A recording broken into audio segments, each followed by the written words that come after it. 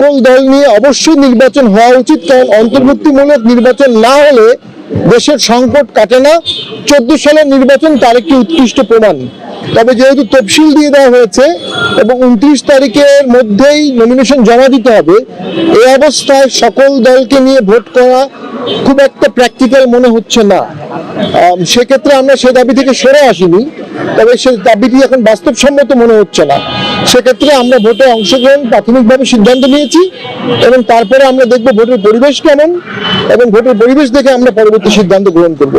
জি, আমাদের গঠনতন্ত্র, যেটা আমাদের কাউন্সিল অনুযায়ী নির্বাচন কমিশনের দেওয়া আছে, এই গঠনতন্ত্রের ধারার বাইরে যাওয়ার ক্ষমতা নির্বাচন কমিশনের নাই।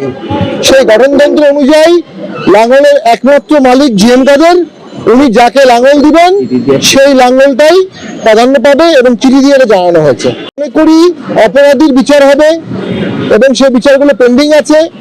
অনেকের নামে মামলা হয়েছে, তারা নর্মালি নির্বাচনে অংশগ্রহণ করতে পারবে না, বাকিদের নির্বাচন করার অধিকার আছে।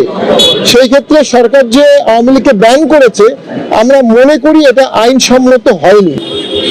এটি আমাদের সুস্পষ্টভাবে বলা আছে অনেকবার। এবং 300 আসনে মনোনয়ন দেওয়ার পরে আমরা এখন পর্যন্ত জোটের ব্যাপারে কোনো সিদ্ধান্ত নেইনি। আমাদের নেতাকর্মীর দাবি আমরা 300 আসনে ভোট করব। এখন পর্যন্ত এই ধরনের কোনো জোটের সম্ভাবনা বা আলোচনা চূড়ান্ত হয়নি, তবে রাজনীতিতে শেষ কথা বলে কিছু নাই। দেশের নাম্বার 1 ট্রেডিং অ্যাপ ইএফটি ফার্স্টে পাচ্ছেন ট্রেডিং এর সব সুবিধা, dual exchange access, company analysis, portfolio তৈরি করা সহ আরো অনেক ইউনিক ফিচারের সাথে ট্রেড করতে ডাউনলোড করুন এক্ষুনি।